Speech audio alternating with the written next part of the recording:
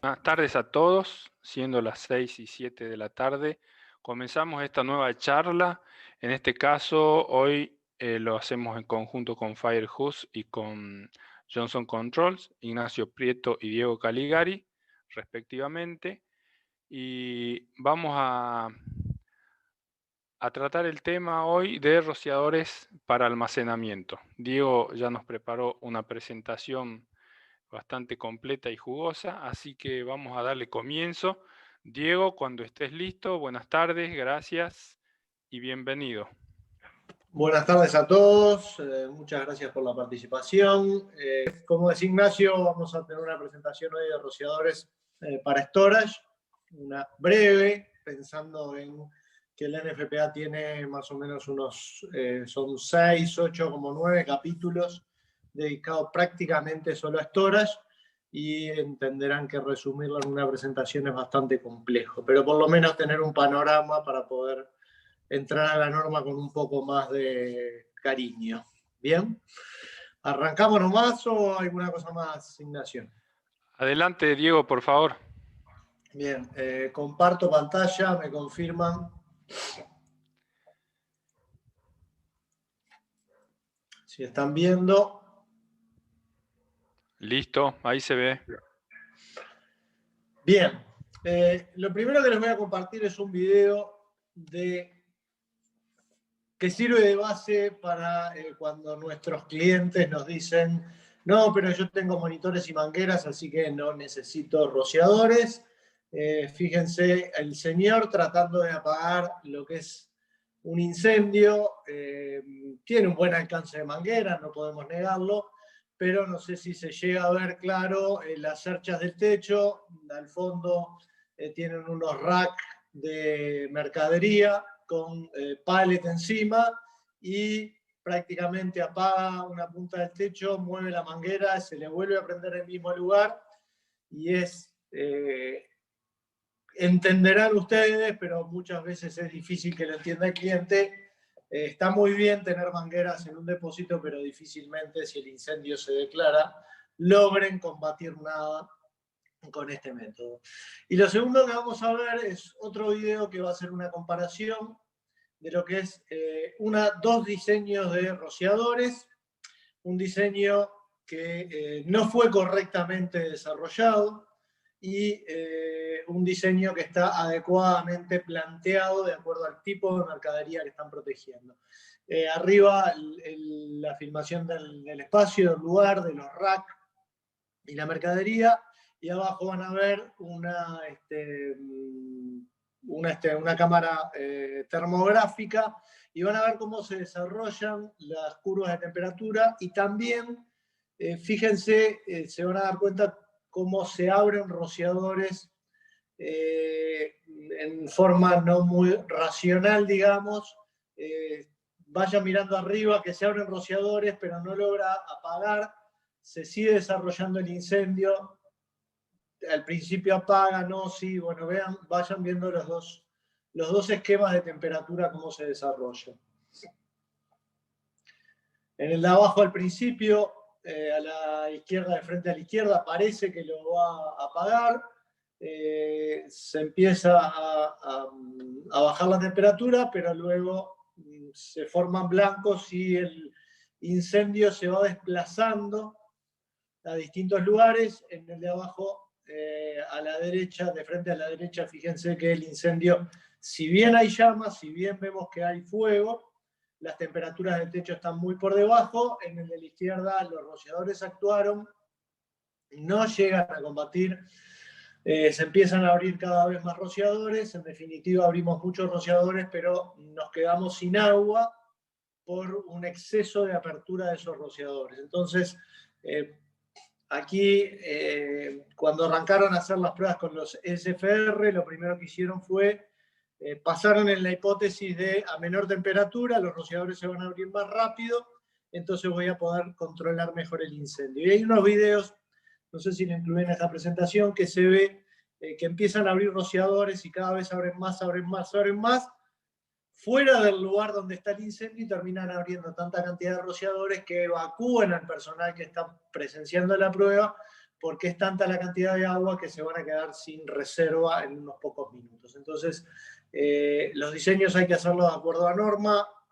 Incendio, la intuición no suele ser un buen consejero y es mejor irse a la norma y ver lo que está aprobado. Bien, entrando en tema, vamos a hacer un repaso de lo que plantea la NFPA respecto a la clasificación de mercadería. Arranca con 4 tipos de mercadería, clase 1, 2, 3, 4, y después, aparte, clasifica lo que son plásticos. Bien, la clase 1 son material no combustible en cajas de cartón coarrugado y pallet. Y esa es otra cosa que tenemos que tener en cuenta. Yo almaceno, yo tengo cerámica, vendo cerámica para revestimiento de cocina, mi material no es combustible. Sí, ok, bárbaro, pero la cerámica viene en una caja de cartón, envuelta con un film plástico y apoyada sobre un pallet de madera o de plástico. Entonces, sí, su mercadería no es combustible, pero todo el packaging o lo que está usando para moverlo sí lo es. Entonces, no solo importa la clasificación de la mercadería, hay que tener en cuenta lo que la está sosteniendo y lo que usamos para moverlo. Y eso es lo que marca la norma. La clase 2 es clase 1, o sea, material esencialmente no combustible, en cajas de madera o múltiples, o cajas con múltiples fibras de cartón, múltiple capa, cartón multicapa, con o sin pallet, porque ahí lo que me está aportando ya es el contenedor de la mercadería, ya es la caja de madera o ya es la caja de cartón, pero multicapa. La clase 3 es papel, madera, ya la mercadería es combustible, incluye plásticos de grupo C, en la norma detalla qué es un plástico de grupo C, cuáles son los grupos que entran en ello, con y sin pallet, que puede contener una cantidad limitada de plásticos del grupo A o del grupo B. Me permite tener algunos plásticos, pero en algunas consideraciones de cantidad, ya sea en volumen o en peso, eso lo miramos en la norma en detalle. Después nos vamos a clase 4, cualquiera de las anteriores, pero en caja de cartón coarrugado, con una cantidad apreciable en peso o en volumen de plástico grupo A. Ya ahí nos estamos arrimando a lo que son los plásticos y después en la próxima lámina vamos a ver cuál es el problema que tenemos con esos plásticos. Y por último, arranca lo que es la clasificación de los plásticos, que habla de dos clasificaciones distintas combinadas entre ellas. Y habla de cajas de cartón, plástico expandido o no expandido, en cajas de cartón o sin caja de cartón. Y ahí empieza a combinar. Plástico no expandido en caja de cartón, todo grupo A. Plástico no expandido expuesto, plástico expandido adentro de una caja de cartón o plástico expandido expuesto. ¿Qué quiere decir expandido y qué quiere decir no expandido? El plástico expandido tiene en su interior aire, por ejemplo, si hablamos de una butaca de un automóvil, la butaca es para darle comodidad a quien maneja, tiene una cierta cantidad de aire en su interior.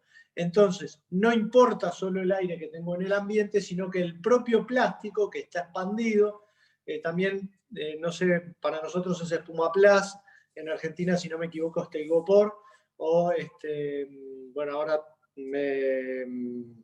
no me sale el nombre del material, pero es material que tiene en su interior ya aire compuesto, entonces no importa mucho el aire que tome del ambiente, sino que va a tener un aporte de combustión propia. Y por otro lado, esos son los plásticos expandidos, y los no expandidos son los que son más sólidos. ¿Bien?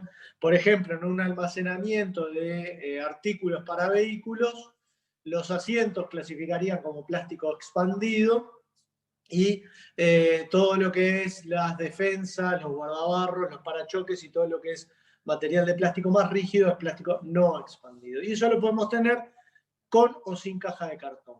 Lo peor de todo es tener el plástico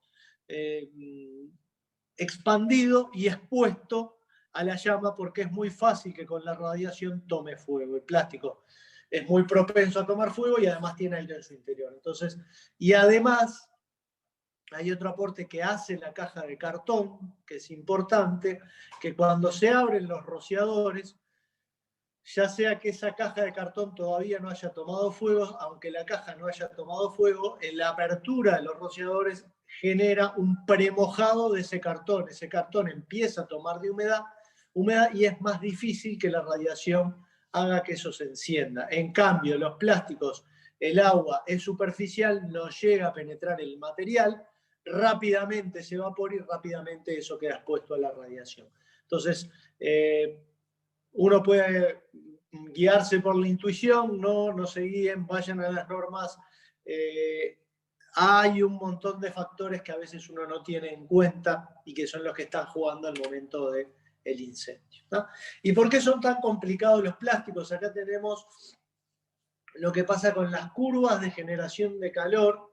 Esto son ensayos de laboratorio a una escala bastante grande, no es ensayo de mesa de laboratorio, sino ya con sala y con colectores de calor, que lo que miden es cuál es la tasa de crecimiento de calor para las mercaderías. Y si se fijan ahí, la curva roja es la peor, es la curva de plástico de grupo A expuesto, expandido. Rápidamente, en menos de 40 minutos, nos estamos yendo a los 3.500 kilowatts.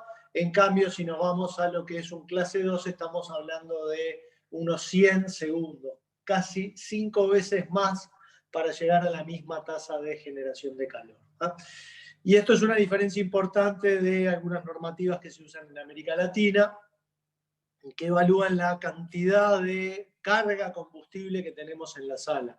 La norma americana no se guía por eso, sino se guía por tasa de generación de calor. Le importa no solo cuánta mercadería tenemos quemable dentro de la sala, sino le importa muchísimo a qué velocidad va a generarse la combustión de ese material. Y en función de eso es que hacen los diseños, porque lo que si tengo un clase 2, voy a tener mucho más tiempo para reaccionar, en cambio si tengo un plástico expandido expuesto, voy a tener que reaccionar muy rápido y generalmente voy a tener que tirar bastante más cantidad de agua para poder apagar ese incendio. ¿Bien? Después la norma nos habla de lo que son las clasificaciones de mercaderías especiales, pallet en desuso, algodón embalado, neumáticos, papel en bobinas, aerosoles y líquidos inflamables. Y acá un poco de cuidado, papel en bobinas, neumáticos, algodón embalado son almacenamientos que muchas veces tenemos solos, solo se almacena eso, o muchas veces tenemos neumáticos, por ejemplo, en un sector del almacenamiento. Pero el problema que nos hemos encontrado muchas veces es con el tema de los pallets en desuso. Los pallets se usan, están en la industria y muchas veces no están acumulados en un solo sector y no podemos definir una protección para los pallets en desuso de ese sector, sino que tenemos que tener en cuenta que esos pallets van a estar apilados por todo el almacenamiento y a veces nos obliga estamos trabajando con un clase 1, un clase 2 y nos encontramos con islas de pallet por toda la planta y nos obliga a hacer la protección, a diseñar la protección en función de proteger los pallets y no la mercadería que realmente tenemos que proteger. Optimizar, lo mejor que podría pasar es lograr entender que el propietario entienda que la logística para la parte de protección contra incendios es bueno llevar esos pallets a un solo lugar y poder dividir la protección en dos zonas, lo que es la mercadería clase 1 y para pallet hacer un diseño para ese sector. Pero bueno, a veces el mundo ideal no es lo que sucede y terminamos protegiendo todo el almacenamiento como si fueran pallets en desuso. Se los digo porque nos pasó con un cliente que nos pidieron soporte y terminamos haciendo esa protección. ¿Bien? Después tenemos, la norma nos habla de almacenamiento en pila sólida, nos habla de almacenamiento paletizado, almacenamiento en rack, después nos habla de lo que es Beambox, y Beambox es algo bastante complicado. Yo me encontré también asesorando al mismo cliente con una sala de repuestos, de mantenimiento, que estaba lleno de cajas en estantes. Y el problema que tienen esas cajas en estantes es que cuando nosotros hacemos la descarga de los rociadores, el agua queda dentro de cada una de esas cajitas y no escurre a las zonas bajas. Entonces es bastante complejo poder hacer una protección de ese tipo de almacenamiento. La norma nos limita bastante, nos limita muchísimo en la altura máxima que pueden tener ese tipo de almacenamientos. Self-storage y back-to-back self es más o menos el mismo problema.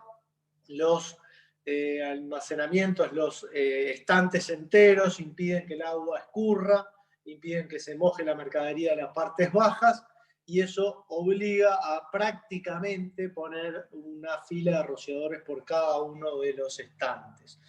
No es literal, pero sí nos complica muchísimo lo que es el diseño y nos fuerza a poner rociadores in-rack o de niveles intermedios, que es lo que todos queremos evitar en la mayoría de los casos. Bien.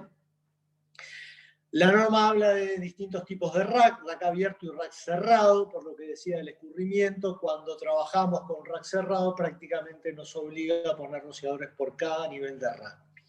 Y habla también de lo que es el embalaje, el encapsulado.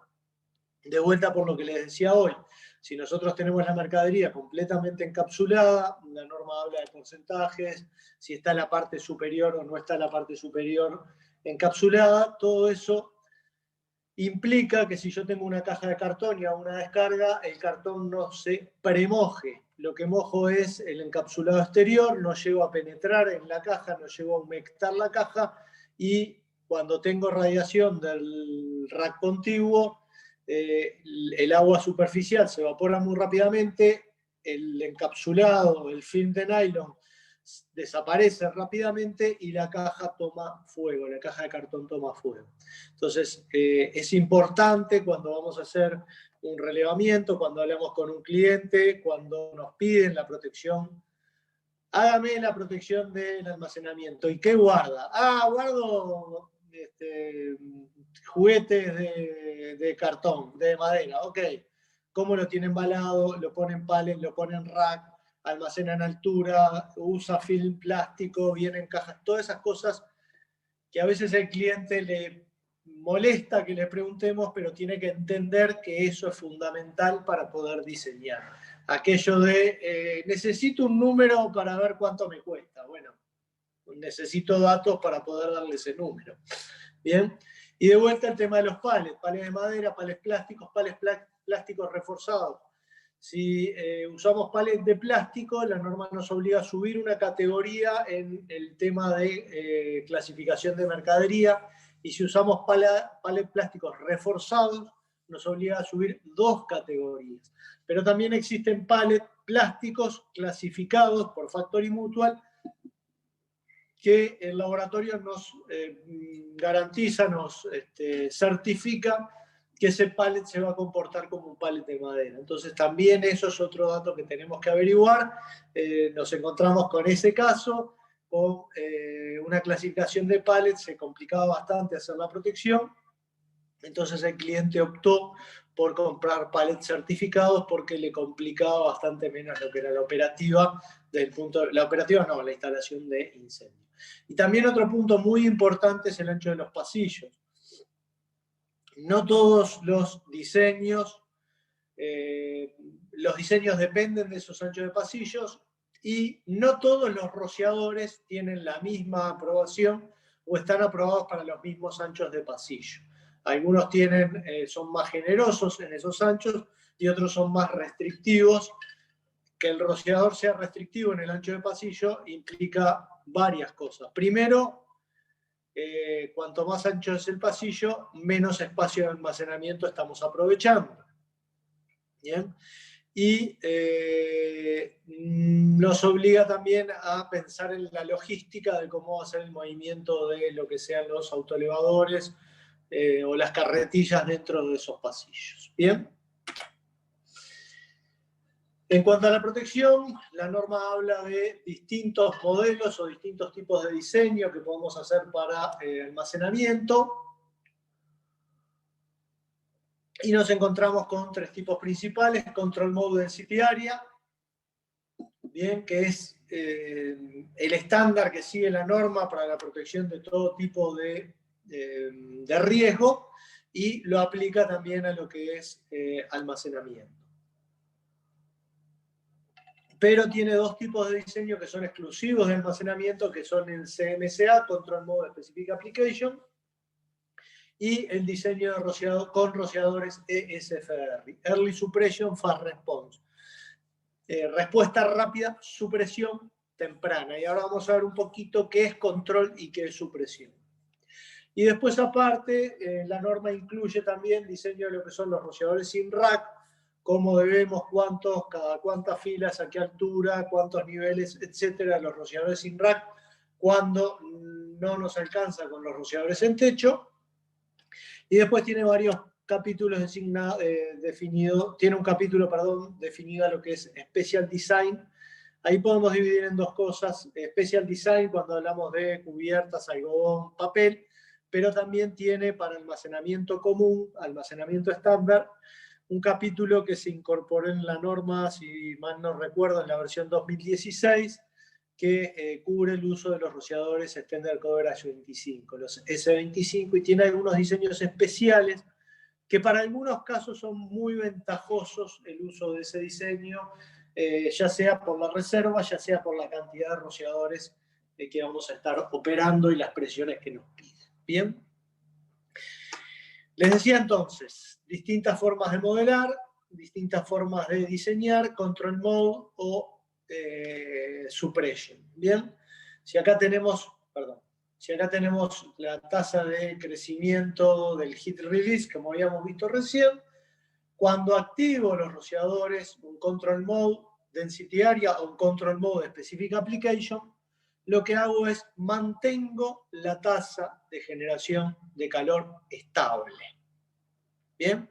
En cambio, cuando utilizo un rociador SFR, hago que esa tasa de generación de calor caiga, y en ningún caso llego a lo que es la extinción. Fíjense que lo que se define el rociador como un suppression, pero no como un extinction. ¿Bien? Y el último camino de la extinción siempre termina siendo manual, con el personal, bomberos o la brigada alterna o el personal que sea, entrando con manguera, herramientas manuales, haciendo lo que es la remoción final de cenizas, de brasas, abriendo esas brasas y terminando de apagar, porque queda rescoldo, queda brasa, que no hay otra forma que hacerlo manualmente. Esa precaución puede generar un problema o una reinición del material. ¿Bien? Bien. ¿Cómo han ido evolucionando las técnicas de los rociadores para almacenamiento? Arrancamos, originalmente se trabajaba con spray sprinkler, lo que trabaja toda la norma, aplicado a almacenamiento. A medida se fue complejizando la parte de almacenamiento, fueron creciendo las alturas, empezó a tener más requerimiento en cuanto a las cargas, a las cargas de fuego, a las cargas de generación de calor. Se empezaron a investigar otro tipo de tecnologías. Y allí por el 70 al 80 surgen lo que son las tecnologías ELO o LED. Extra Large Orifice, los rociadores de gota gorda, o los Large Drop, Extra Large Orifice, los rociadores de orificio grande, o los Large Drop, los gota gorda. Bien. A partir de esa tecnología que permitió subir hasta 9 metros los techos y 6 metros las alturas de estiva, se empezaron a investigar y a desarrollar lo que son los rociadores SFR. Fíjense que por allá por los 90 se diseñan los primeros SFR K14, y algo importante, en el año 2010 se llega a lo que es el rociador SFR K25 con una altura de techo de 13,7, y una altura de almacenamiento de 12,2. Bien. Recién en el año 2020 surgen la norma, luego de investigar, permite el uso de los rociadores K28. El K28 surgió por el año 2015 por ahí, pero recién en el año, y el K34 surge en el año 2020, y recién en el año, la versión de Factory Mutual, ni siquiera está hoy en la versión de la NFPA, recién lo incorporó Factory Mutual a sus normas. Se permite la protección de altura de techo de 16,8 metros y una altura de almacenamiento de 15,2. ¿Bien? Para pasar de 13,7 a 16,8, 2 metros y algo, 2 metros 10, estuvieron 10 años.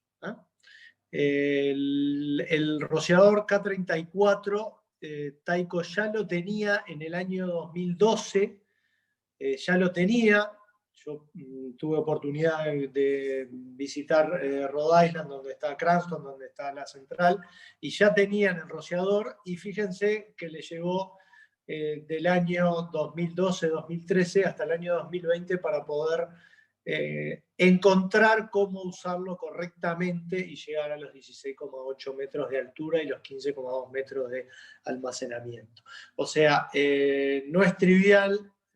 Hay mucha investigación, hay mucho dinero detrás del desarrollo de los rociadores, y algo que parece trivial, subir 2 metros y poquito, nos costó 10 años de investigación, de desarrollo y de quemar material en laboratorio. ¿Bien? Vamos a hacer un breve repaso de lo que son los distintos tipos de rociadores y las características de los mismos. Vamos a arrancar con lo que son las tecnologías de Control Mode Density Area, o sea, el desarrollo más básico que tiene la norma, por decirlo de alguna manera, y ahí nos encontramos con los rociadores L231, K11,2, que se pueden utilizar para lo que es MDA. Vienen en versión colgante, pendiente, respuesta estándar. Se pueden usar también estos rociadores como INRAC, cuando lo habilita la norma, están clasificados y están certificados para INRAC. Tienen rosca NPT 3/4 y vienen en 3 temperaturas, 74, 100 y 141 grados centígrados. ¿Bien? Después tenemos los L231B, los bulbos, similares a los anteriores, iguales características que los anteriores, temperatura 68, 93, 141 grados. Y después tenemos el mismo rociador, pero en este caso es un FRB, es un Fast Response. Se puede utilizar para diseñar el Control Mode Density Area, y la ventaja es que al ser una respuesta rápida nos permite reducir el área de cobertura y por lo tanto, el área de diseño, y por lo tanto la cantidad de rociadores y la cantidad de agua y reserva de agua. También vienen en colgante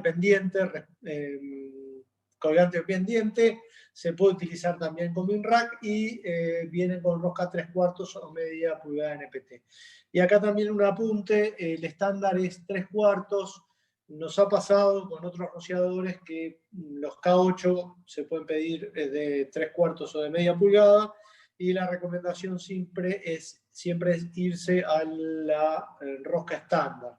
El media pulgada está pensado en caso que tengamos que hacer un update de alguna instalación existente y tengamos que cambiar el tipo de rociador, y tengamos que usar un rociador más grande que el existente, poder utilizar un rociador de media. ¿Por qué irnos siempre al estándar de 3/4? En el caso de un K8 también, y no tratar de salirnos del estándar. Nos pasó también en una obra, pidieron rociadores K5,6 de media pulgada y los K8 también de media pulgada. Supongo que en el entendido que se iban a ahorrar material con el tema de los acoplamientos a la tubería, ¿no?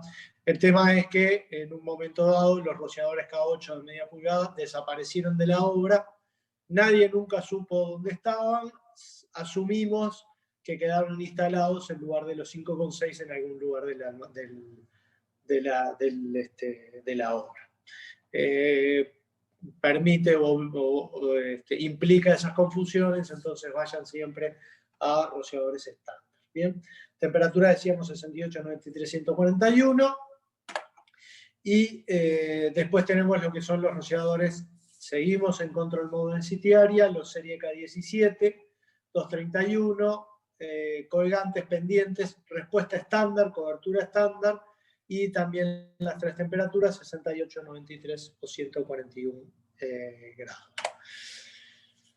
Ya nos pasamos ahora a lo que son los Control Mode Specific Application. En este tipo de diseño, la norma nos define cuántos rociadores vamos a abrir y a qué presión los vamos a operar.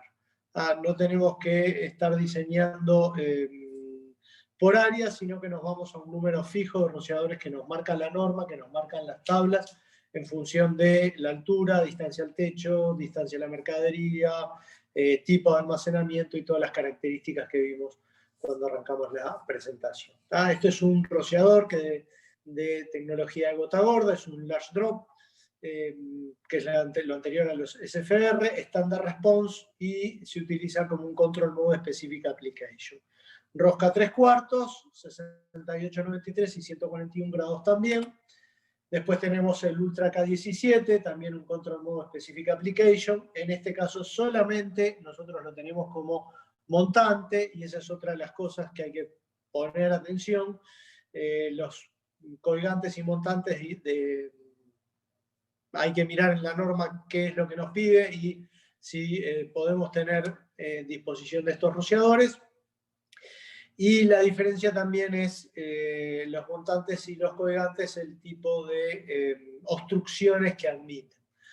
Los rociadores que son montantes de por sí ya están asumiendo que tengo la tubería que los alimenta es una obstrucción. Entonces también los criterios de obstrucción cambian un poco para los que son upright o pendant. Bien. Un rociador de respuesta estándar de rosca 3/4, disponible en 68 y 93 grados. Y la NFPA 13 permite, para lo que son palets en desuso, neumáticos, bobinas de papel o componentes automotrices en rack portables, el uso de estos. Hay un modelo específico, un diseño específico que permite el uso de estos 4 rociadores: el LO231, el Large Drop, el K17 y el Ultra K17. Y también algunas aplicaciones específicas que figuran en la NFPA 30 y en la 30B para líquidos inflamables o combustibles y para aerosoles. ¿Bien? Entonces puedo hacer una combinación o utilizar este rociador para proteger mi almacenamiento completo, o definir algún sector donde lo que decíamos hoy, almacene mis palets en desuso o ponga los líquidos combustibles, y ese sector hacer una combinación de este tipo de rociadores.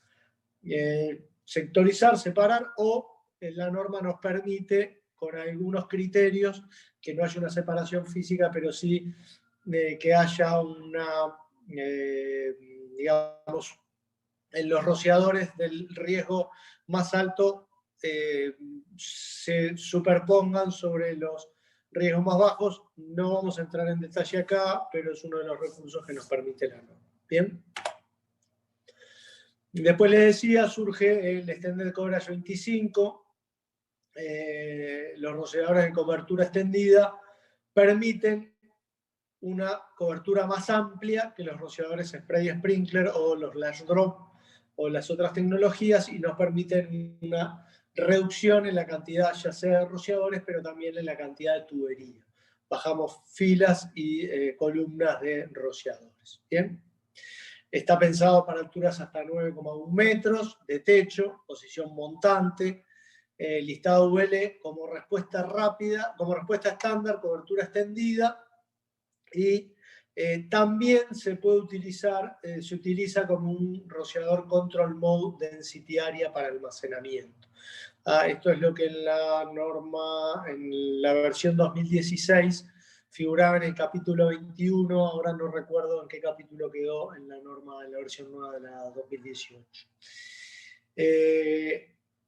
El mismo rociador, que es una respuesta estándar, cobertura extendida, Factory Mutual lo tiene aprobado como un Quick Response, una respuesta rápida, cobertura extendida, y permite usarlo tanto como Control Mode Density Area, así como Control Mode Specific Application. Y lo permite usar para almacenamiento y no almacenamiento. ¿Bien? ¿Cuáles son las diferencias con un rociador estándar? El rociador estándar tiene una cobertura de unos 9 metros cuadrados, 100 pies. En cambio, con un extended coverage nos podemos ir a unos 18 metros cuadrados. ¿Bien? Entonces, obtenemos un 50% menos de rociadores por área, menos costo de materiales, menos costo de mano de obra en la instalación. ¿Bien? Bien, aquí tenemos la comparación de lo que es el área de cobertura de uno y otro rociador. ¿No? ¿Por qué vienen o por qué surgen las tecnologías, los extra large drop, los specific application y los SFR? Porque cuando se empiezan a investigar incendios en almacenamiento, se encuentra que algunos fuegos les terminan desarrollando plumas y corrientes de aire ascendentes de 50 a 56 kilómetros por hora. Esto implica que necesitamos cotas grandes para lograr penetrar en la base de la llama, y más cuando empezamos a hacer crecer las temperaturas de almacenamiento. ¿Ah? Están especialmente diseñados para fuegos de alta carga térmica, para llevar agua a la base del fuego. Me salgo un poquito del tema. Los mecanismos que usan los rociadores, hay un premojado del material circundante, pero es fundamental lograr llegar a la base del fuego para poder apagar el fuego desde la base. Si no, no logramos hacer la extinción. ¿Bien? Los rociadores de almacenamiento concentran más agua hacia abajo para mejorar la penetración de la columna de humo. Acá tenemos lo que es un spray sprinkler. Ven que la descarga de agua es más difusa. En cambio, los ELO, los MSA y los SFR tienen una concentración importante en lo que es la parte más central del rociador. Y ahí juegan las dos cosas. En la parte central lo uso para penetrar en la base de la llama. La parte más circundante es la que me permite el premojado de los materiales y me evita que la radiación alcance y encienda los materiales que están en el resto de los racks que originalmente no tomaron fuego. ¿Bien? Los rociadores SFR permiten la protección de materiales encapsulados y no encapsulados, incluyendo plásticos no expandidos en caja de cartón, plástico expandido en caja de cartón y algunas disposiciones de almacenamiento de neumáticos de goma, rollo de papel, aerosoles, ya sea pendant. Hay que ir a la norma y centrarse específicamente en lo que vamos a proteger. Hay muchísima casuística, es imposible abarcar en forma genérica todas las formas de protección. ¿Bien?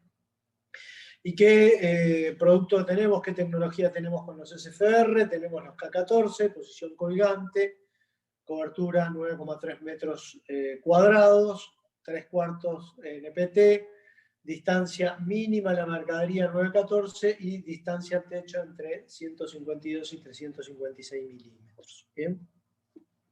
Temperaturas disponibles 68, 93 grados. K17, también posición colgante o montante, tenemos ambas disposiciones. Cobertura la misma, 9,3 metros, diseñados para eliminar, pensando en no tener rociadores sin rack, rosca 3/4, distancia mínima de la mercadería, mismo criterio, 9,14, y al techo de 152 a 356 milímetros. Temperaturas disponibles, 68, 93 grados. ¿No? K22, posición colgantes. Este es un rociador que durante muchos años nosotros no lo tuvimos disponible, hasta el año 2016 o 2018, no recuerdo bien, que vence la patente de K22 y este es un rociador de Reliable. A partir del 2018 nosotros también lo tenemos disponible junto con el SFR K25 que ahora vamos a ver. El listado huele aprobado FM, alturas máximas de almacenamiento 12,2, 13,7 de techo, distancia mínima a la mercadería, mismos criterios. Bien, y temperatura 74 y 100 grados. Y en la misma línea, el rociador SFR K25, colgante, listado huele aprobado FM, también por certificaciones europeas, y eventualmente teníamos esta aprobación certificada por UL, llegamos a certificar 13,1 metros. Esto es lo que permite la NFPA, 12,2, 13,7. Y nosotros, en particular, este rociador lo habíamos llevado a través de certificaciones con UL a 13,1 metros de mercadería, 14,6 metros de techo. En su momento, esto era todo un avance. Fíjense que ni siquiera estaba contemplado en la NFPA. Si hoy diseñamos con NFPA, la máxima altura que nos permite son los 13,7 metros. Hoy tenemos otros recursos, Factory Mutual, y en su momento esto era todo un avance porque habíamos logrado avanzar casi 1 metro sobre lo que nos permitía NFPA. Bien, mismo criterio de distancia, mismas temperaturas. Y después tenemos lo que son los rociadores in-rack. Bien, es una muy buena protección y a veces es la única que tenemos como recurso.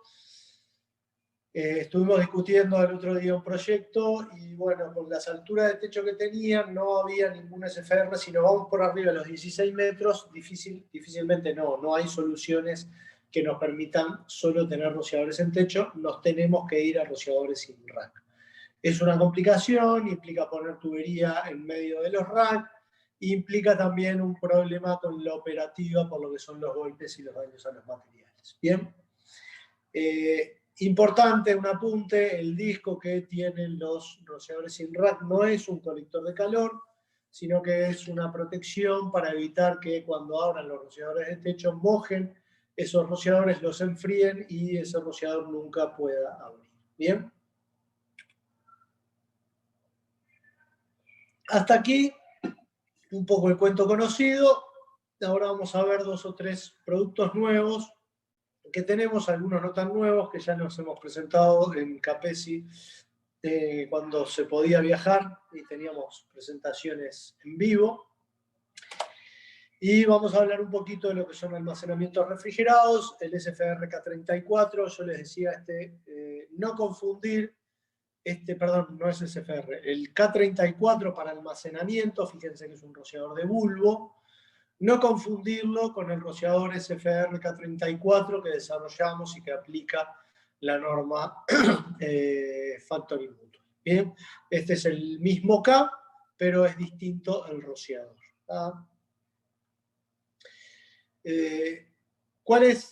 ¿Cómo se aplica esta tecnología? Primero solamente para sitios refrigerados, y es una tecnología que se basa en permitir que el fuego crezca, se active un número suficiente de rociadores para rodear el fuego y luego se hace la descarga de un volumen significativo de agua de manera que los rociadores operan ahogando el fuego. ¿Cómo se logra eso? Se instala una detección primero, una detección de incendio, el fuego se empieza a desarrollar, los bulbos de los rociadores, la tubería seca, estamos en refrigerado, por tanto la tubería es seca, los bulbos de los rociadores rompen, pero la detección no dio orden de ingresar el agua a la tubería. Cuando la temperatura de la detección llega al punto de seteo y de alarma, ahí lo que hace la detección, abre la válvula y en definitiva lo que estamos creando es de alguna manera un sistema de diluvio. De diluvio controlado, porque el diluvio va a ser en aquellos rociadores que rompieron, no va a ser el diluvio en toda la cámara, pero con eso logramos que el fuego se desarrolle lo suficiente para romper una cantidad de rociadores importante y además que cuando se produzca la descarga haya un desplazamiento local de oxígeno y de alguna forma entre el agua, el desplazamiento de oxígeno, el volumen de agua que estamos tirando, ahogamos el fuego. ¿Bien? Es un diseño para el cual hay que estar certificado, hay 1 o 2 personas certificadas en toda América Latina y también obliga a usar un programa específico de cálculo, nuestro programa de cálculo, porque incluye el módulo de cálculo de los tiempos de descarga y demás para poder hacer el diseño correctamente. Después, otro rociador que también ya hemos presentado, pero que vamos a hacer algún apunte, son los rociadores electrónicos. En la tecnología tradicional de rociadores no hay control sobre dónde y cuándo funcionan los rociadores durante el incendio, y hay un 80%, se estima, de agua desperdiciada porque se activan rociadores retardo luego de que ya está actuando el sistema o salteado. Fíjense que este rociador no aporta al combate del incendio, este que está aquí tampoco, y este rociador que debería, que está muy cerca de la zona de incendio, termina siendo, de alguna manera, se saltea. ¿Cuál es el problema? Que cuando empiezan a abrir los primeros rociadores, no sé si recuerdan el video cuando arrancamos la presentación, cuando empiezan a abrirse los primeros rociadores, se generan unas ciertas corrientes y turbulencias de aire que hacen que se desplacen las capas calientes y se desplacen las capas de humo y haga que se abran algunos rociadores fuera de donde está el incendio, ¿no? ¿Qué pasa con los rociadores electrónicos? Son rociadores que la detección es de calor, no se abren los rociadores solo por temperatura, sino que hay una lógica en un panel de incendio que define de todos los rociadores, de todos los detectores que reciben calor, cuál es el origen, el punto de origen del incendio, y a partir de la lógica del panel define que si este es el punto de inicio del incendio, va a abrir una grilla de 3x3 centrada como punto central del incendio. De esa manera se ahorra muchísima cantidad de agua. Ahora vamos a ver una gráfica de los ahorros que se consiguen, y en definitiva se utiliza un panel de control simplex, tecnología que venimos desarrollando hace muchísimos años. Se utilizan detectores de calor simplex, también tecnología propia que venimos desarrollando hace muchos años. Rociadores K25, que ya tenemos la tasa de descarga, cómo se comportan con la descarga de agua, y simplemente estos elementos se unieron con un elemento de activación del rociador que cumple las veces del fusible. ¿Bien? Entonces, lo que logramos es controlar el fuego con un tamaño, un 60% de los fuegos con los sistemas tradicionales, y una detección un 25% antes de lo que detectan los rociadores estándar. ¿Bien?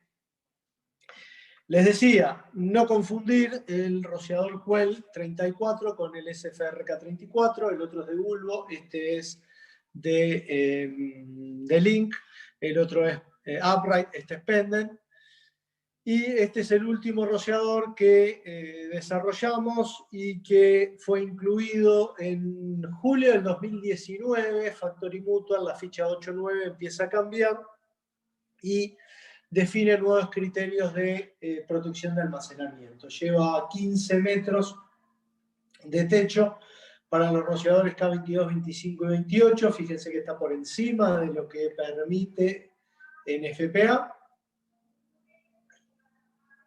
Y incorpora una altura de techo de 16,5 metros con un rociador K28.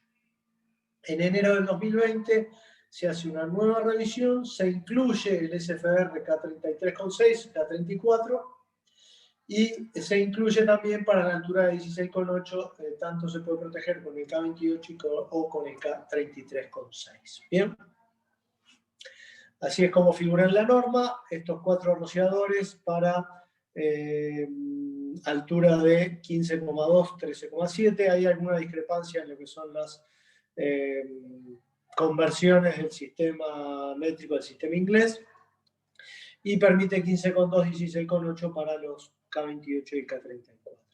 Si nosotros comparamos lo que es la NFPA 2019 con la NFPA, con la Factory Mutual 8.9 del 2020, encontramos que para mercadería 1 a 4 y plástico no expandido en caja de cartón, la NFPA 13 se queda en los 14 de techo, 12 metros de altura de mercadería. En cambio, Factory Mutual se va a 15,2, 13 metros para los mismos rociadores, el K22 y el K25, agrega el K28 y el K34, que la NFPA no los tiene contemplado, y se va un escalón más hasta los 16,8, 15,2 para el K34 y el K28. ¿Bien? ¿Qué características tiene este rociador? Es un rociador colgante con una cobertura de 9,3, como todos los SFR, listado UL aprobado por Factory Mutual. Altura máxima por UL 16,8, 15,2. Mínima distancia en la mercadería 9,14 y importante altura al techo 432 milímetros. ¿No? ¿Por qué es importante esta altura? Porque fíjense que si nos estamos yendo a techos de 16,8 metros de altura, eso implica que las estructuras importantes de los techos van a ser importantes y van a tener dimensiones grandes. Nos pasó en 2 o 3 proyectos en Brasil. El rociador K28 permite una distancia a techo de 328, casi 10 centímetros menos. ¿Bien? Esos 10 centímetros implicaron que el rociador no podía quedar por debajo de la estructura del techo, de la cercha del techo, y lo tenían que poner por encima de la línea de la estructura del techo y entre cerchas. Por tanto, la tubería de vuelta tenía que pasar entre las cerchas, los obligaba a hacer toda una estructura de soportería para poder meter la tubería entre cerchas y demás. ¿No? Esa fue la primera evaluación que hicieron. La segunda evaluación que hicieron fue utilizar el rociador K34. Zafaban de la estructura, podían poner todos los rociadores por debajo de la estructura, podían poner la tubería y por tanto les facilitaba muchísimo en la soportería porque la tubería pasaba por debajo de la cercha y se soportaba en la propia cercha. Además, voy a volver a las tablas de Factory Mutual. El K28 opera a una presión de 80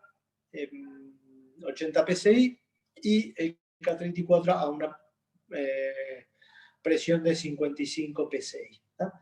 Y el K28 permite un ancho de pasillo de 2,4, mientras que el K34 permite un ancho de pasillo de 1,8. Estamos ganándole 0,6 metros.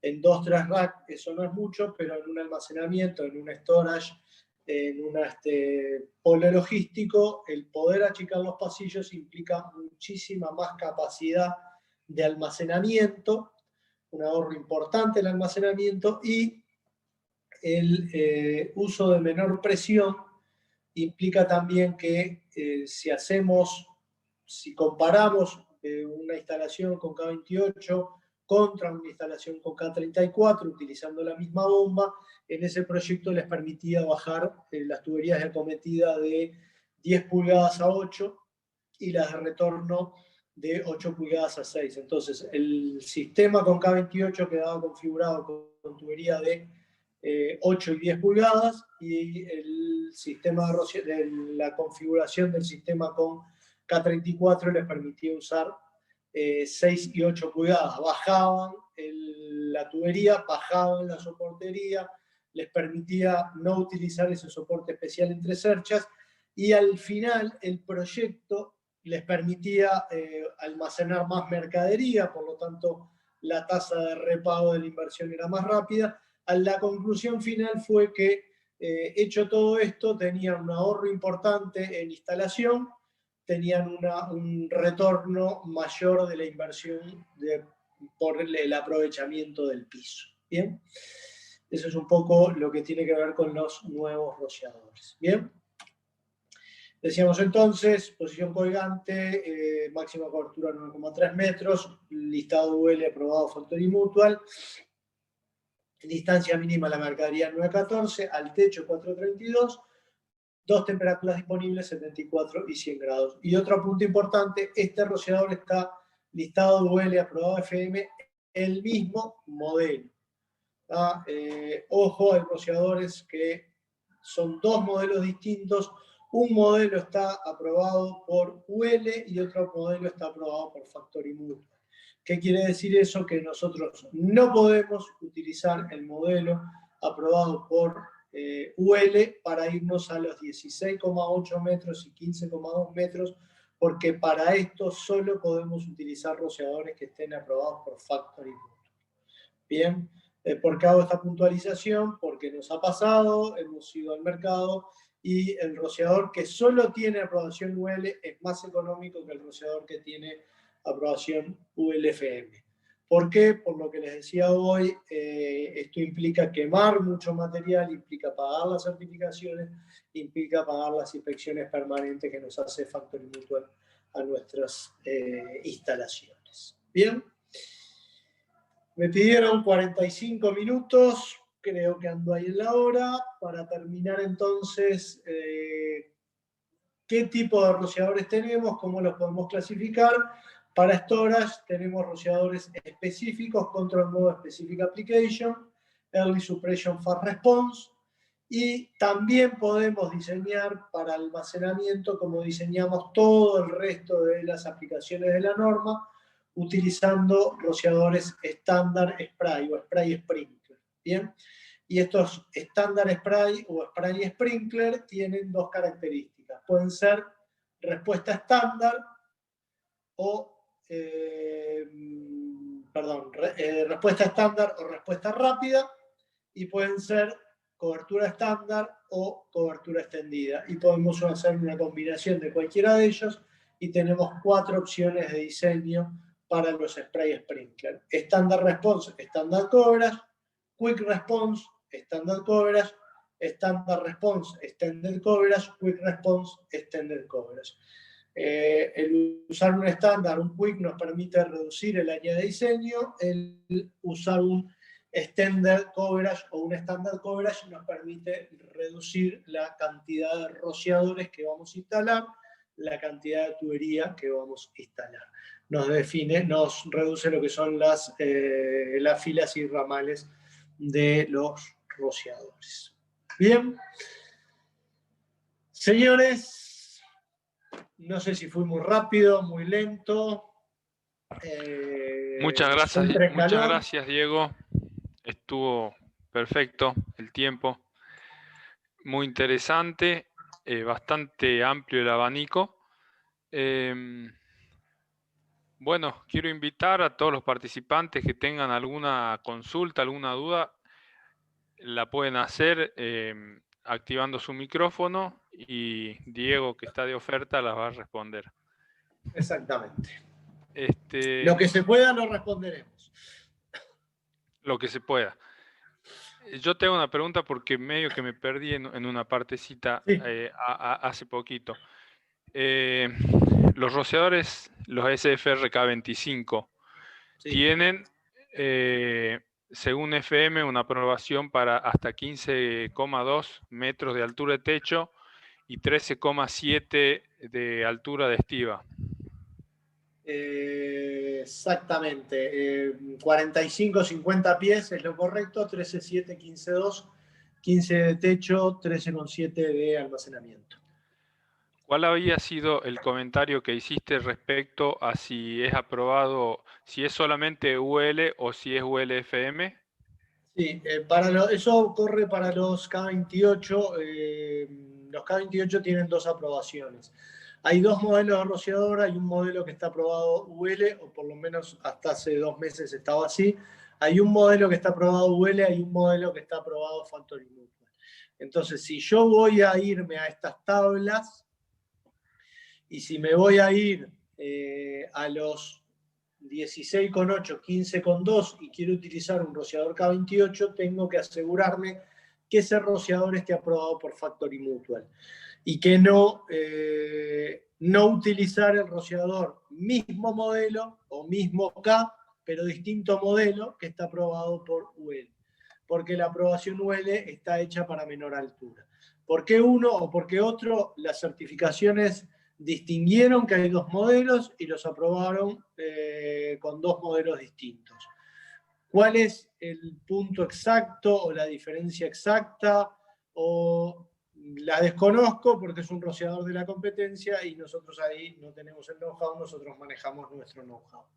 Pero sí existen 2 modelos distintos, uno está aprobado UL, uno está aprobado por Factory Mutual. Lo puedo usar los dos, depende el modelo que voy a usar. Bien, si quiero usar un rociador que está aprobado UL, tendré que fijarme UL hasta qué altura le dio la aprobación. Fíjense que nosotros el K25, estoy yendo un poco para atrás, el K25 lo teníamos aprobado UL para, teníamos una aplicación específica, exacto, 14.6, 13.1. Podía utilizar ese rociador perfectamente, pero si lo usaba estaba fuera de lo que me pide la NFPA. Era un modelo UL, tenía que basarme en las pruebas de UL y el cliente tenía que admitir esa condición para utilizar ese rociador a esas alturas. Si me pedía que el diseño era por NFPA, me tengo que regir por NFPA. ¿Bien? Pero ahora, en el caso del 25, ya fue superado eso a 15,2 de techo por FM. ¿Es por así? FM, pero no puedo diseñar, tengo que irme a los criterios de FM y tendré que ver las restricciones o los parámetros o los lineamientos que me da FM. Claro, sí, sí. Hay que marcarse en FM. Hay que ir a FM y por lo menos no hay exageradas discrepancias con NFPA, pero al menos mirar algún detalle si no hay alguna condición que me esté poniendo para utilizar ese rociador en esas condiciones. Sí, tal cual, tal cual. Bueno, muchas gracias, Diego. ¿Alguna consulta? Ignacio, déjame hacer un comentario respecto a lo que había dicho Diego de los rociadores K8 con rosca de media. Sí. Estuve viendo últimamente que hay varios diseños hechos en Argentina que contemplan usar rociadores de media pulgada con K8. Uno de los mayores problemas que yo veo en Argentina, particularmente con esos rociadores, es que nadie usa las llaves para rociadores que provee el fabricante. Y cuando haces un rociador K8 con rosca de media, el espesor de la pared de la rosca queda muy fino. Porque, dicho en criollo, el agujero es muy grande para llegar a tener un K8. Y cuando le dan torque, suelen romper el rociador. Y entonces por ahí mucho de lo que se ahorraron haciendo la ingeniería, haciendo el desarrollo del cálculo hidráulico, utilizando ese rociador, lo terminan perdiendo porque tienen un montón de rociadores después estropeados y que ya no entran en garantía porque no usan la llave correspondiente y porque es un exceso de torque. Disculpa, ¿me dijiste que son rociadores fabricados aquí? No. Digo, en Argentina el problema que hay es que no utilizan en Argentina la llave para ajustar los Bien. rociadores que provee el fabricante. Utilizan cualquier llave. En muchos casos lo hace gente que no está muy capacitada para hacerlo, que no tiene control del torque que le dan y terminan rompiendo los rociadores. Y en ese caso son mucho más frágiles. Claro, perfecto. ¿Alguna consulta respecto No, y a otro alguno de los... comentario, el 90% de los reclamos no solo rompen rociadores durante la instalación, sino que no se rompen durante la instalación, pero después fallan durante el uso. ¿Ah? Y el 90% de los reclamos que nosotros tenemos por rociadores que se abrieron mágicamente, cuando vamos a investigar, están marcados, están forzados, están deformados por no usar las herramientas correspondientes. En un rociador de K8, K5.6, es más difícil que se te rompa después de instalado, se te rompe más durante la instalación, pero sí en rociadores grandes, K25 hemos tenido, K17 y K25 hemos tenido varios reclamos y cuando vamos a investigar el rociador no usaron la llave correcta, no utilizaron teflón, sino que utilizaron fibras naturales para enroscar, pintura, y terminan dañando, deformando, y de repente ese rociador se abre a las 3 de la mañana. Nos pasó sobre un depósito que tiene material electrónico y destroza 50, 60, 70 mil dólares de mercadería, que fue lo que pasó. Gracias, Diego. Bueno, ¿alguna otra consulta o alguna acotación con respecto a esto que estamos conversando? Si alguno tuvo alguna experiencia al respecto. Tenemos un comentario en el chat. Sí. Por chat, sí. Lo digo si querés. Sí, ahí estoy bien. Pregunta Oscar, ¿hay opción para el almacenamiento de en techos parabólicos por el tema de la pendiente? Bien, tema discutido. Voy a hacer dos puntualizaciones. Esta pregunta se la hicieron al Product Manager de la parte de agua de Taiko hace 2 o 3 años en Perú. Y le dijeron, no, si tenemos un techo parabólico de estas dimensiones y esta inclinación, ¿y por qué tienen un techo parabólico de esas dimensiones si la norma dice que la pendiente máxima es 2/12? Haga un techo como corresponde. ¿A quién se le ocurre hacer un techo que no cumple con la norma? Eso es un poco la mentalidad de lo que es la norma y cómo funcionan las normas y cómo funciona el mercado en Estados Unidos. Dicho esto, paso a otro comentario.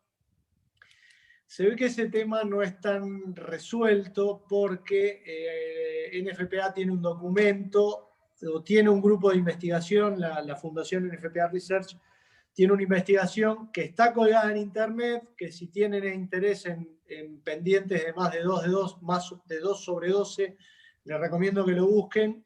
Es algo así como slope ceiling,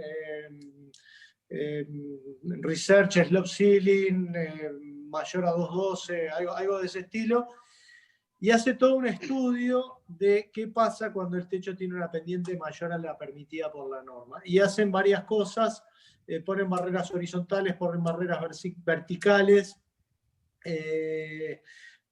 configuran distintos tipos de techo y hay una cosa más que ahora no me acuerdo, otra configuración, y es una investigación preliminar, son 3 etapas, recién están en la etapa 1, y la conclusión preliminar que sacan es que simplemente aumentando el número de rociadores de diseño se puede controlar sin ningún problema un incendio en un techo de hasta, si mal no recuerdo, era 2/12, 2/18.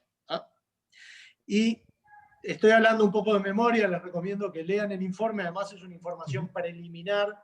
De hecho, la conclusión aclara que